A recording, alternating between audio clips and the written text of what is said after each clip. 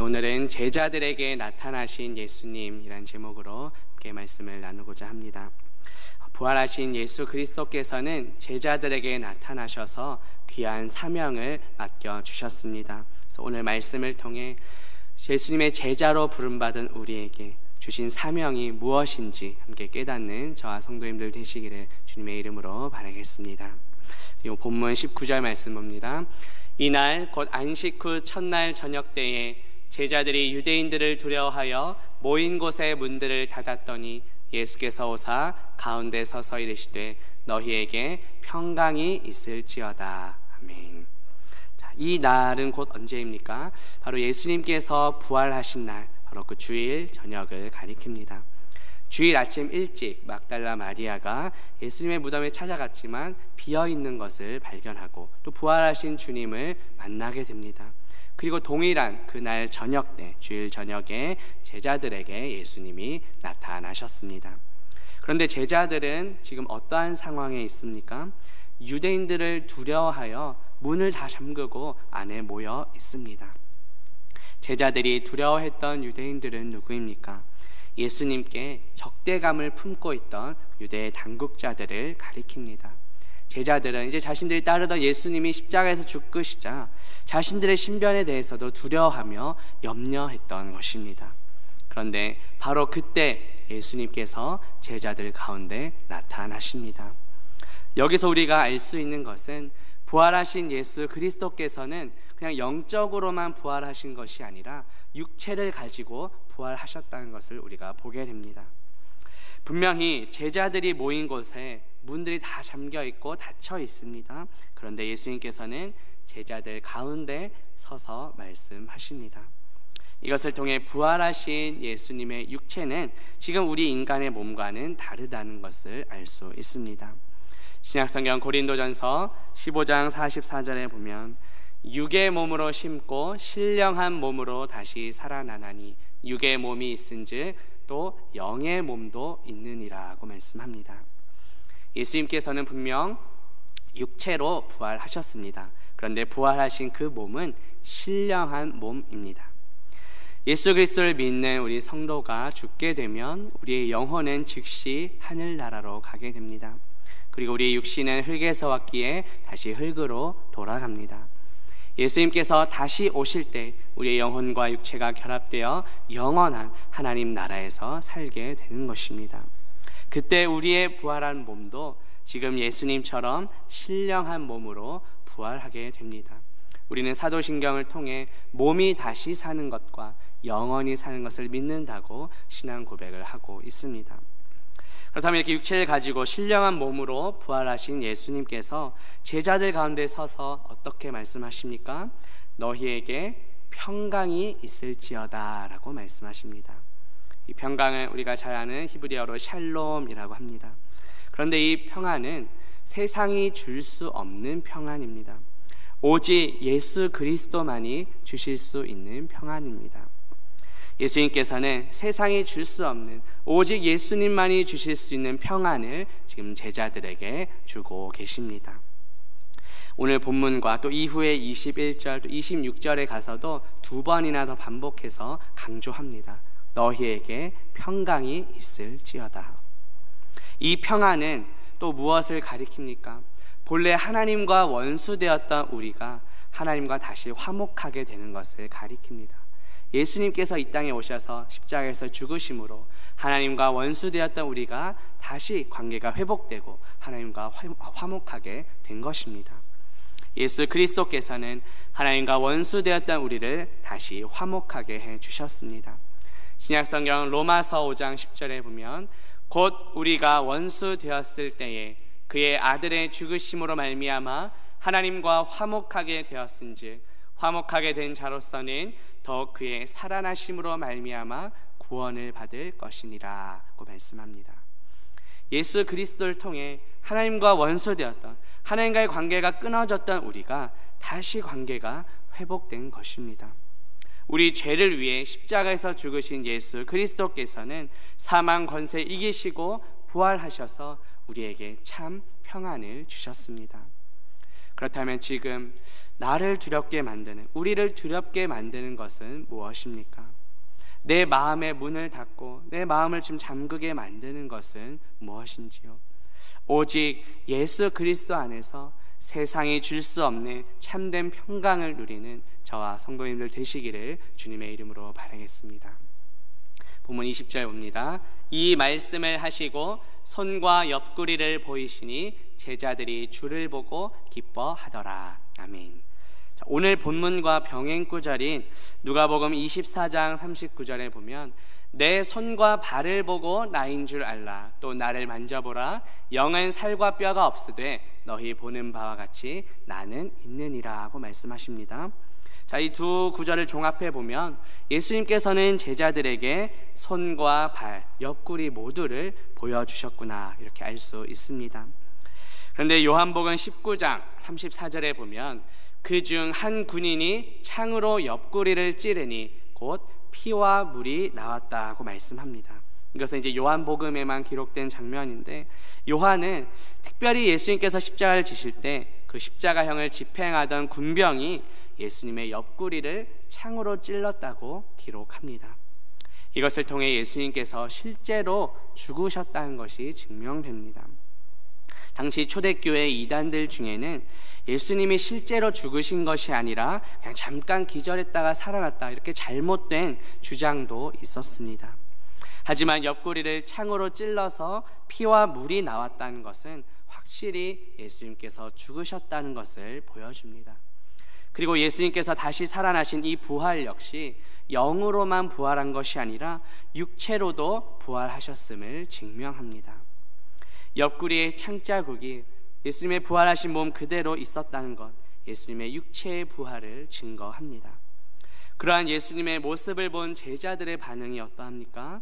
주님을 보고 기뻐하더라고 말씀합니다. 이것은 제자들이 예수님의 육체의 그 부활을 확신했다는 뜻입니다.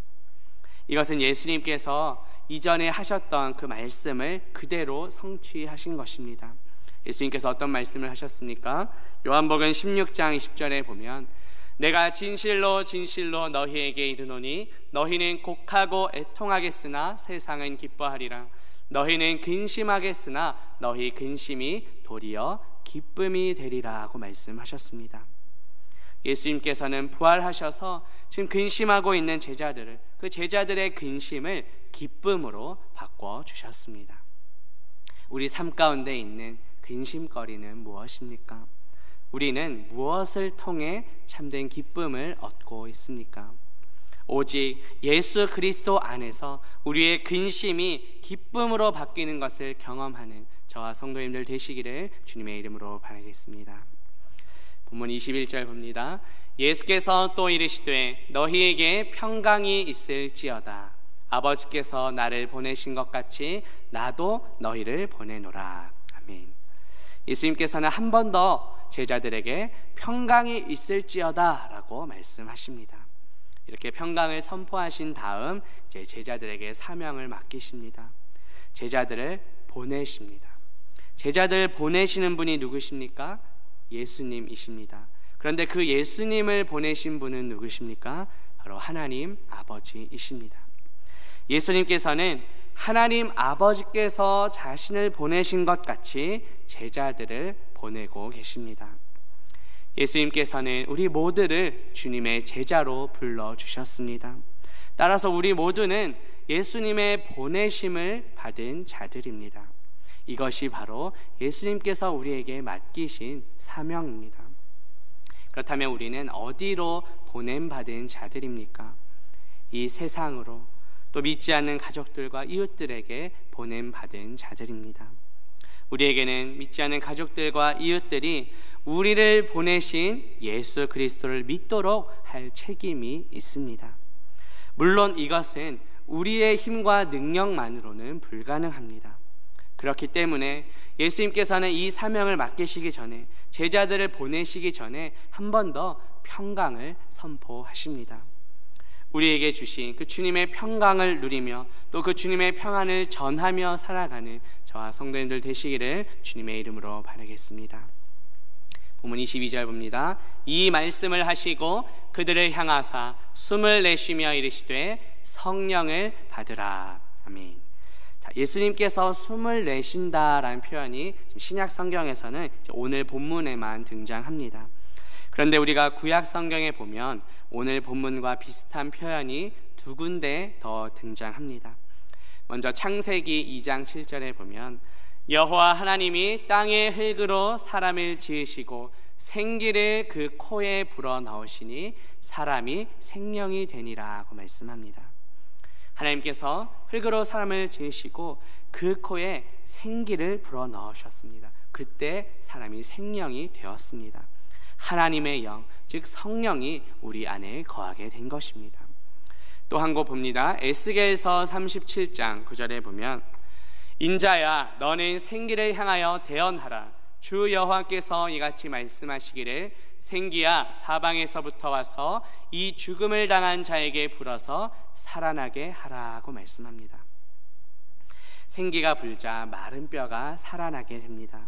이 구약 성경 두 말씀을 종합해 보면 어떤 공통점이 있습니까? 생명이 없는 곳에 하나님의 영 생기가 불자 생명을 얻게 되는 역사가 나타납니다. 오늘 본문에서는 영적인 생명을 상징하는 성령을 보내주십니다. 예수님께서는 제자들을 보내기에 앞서서 먼저는 평강을 선포하시고 이제 성령의 능력을 더해 주십니다. 부활하신 후 승천하시면서 예수님께서는 우리에게 약속하신 보혜사 성령님을 보내주셨습니다. 이 보혜사라는 말은 우리를 도우시는 분, 우리에게 조언해 주시는 분을 가리킵니다. 우리가 복음을 전할 때 우리를 도우시고 우리가 어떤 말을 해야 할지 그것을 생각나게 하시는 분이십니다. 이것을 통해 복음 전파는 우리의 힘과 능력으로 하는 것이 아니라 오직 성령의 능력을 힘입어서 하는 것임을 알 수 있습니다. 실제로 오늘 본문의 이 예수님의 말씀은 예수님께서 승천하신 후 우리가 잘 아는 오순절날 성령 강림으로 성취가 됩니다. 신약성경 사도행전 2장 4절에 보면 그들이 다 성령의 충만함을 받고 성령이 말하게 하심을 따라 다른 언어들로 말하기를 시작하니라고 말씀합니다. 사도행전 2장의 상황에서 당시 많은 사람들이 각각 여러 지역에서 모였습니다. 그런데 각각 자신이 출신한 그 지역의 언어로 하나님의 복음을 듣게 되었습니다. 사도행전 2장 11절에 보면 우리가 다 우리의 각 언어로 하나님의 큰 일을 말함을 듣는도다 라고 말씀합니다. 성령님의 역사로 복음이 각 언어로 여러 지역으로 퍼져나가게 된 것입니다. 그렇다면 성령님께서 우리에게 은사를 주시고 능력을 주시는 이유는 무엇입니까? 바로 하나님의 큰 일, 즉 예수 그리스도의 복음을 전파하도록 하기 위함입니다. 우리에게 주시는 성령님의 능력으로 하나님의 큰 일, 바로 예수 그리스도의 복음을 전하며 살아가는 저와 성도님들 되시기를 주님의 이름으로 바라겠습니다. 본문 마지막 23절 봅니다. 너희가 누구의 죄든지 사하면 사하여질 것이요 누구의 죄든지 그대로 두면 그대로 있으리라 하시니라. 아멘. 이 너희라는 단어를 해석함에 있어서 우리 개신교와 천주교, 그 로마 카톨릭의 차이가 좀 있습니다. 로마 카톨릭에서는 그 제자들 가운데 수제자였던 베드로에게만 해당한다고 해석합니다.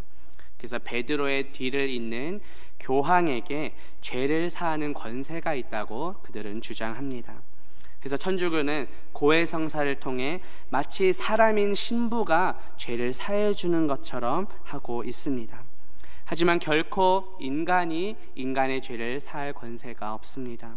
오직 죄를 사하실 수 있는 분은 하나님 한 분뿐이십니다.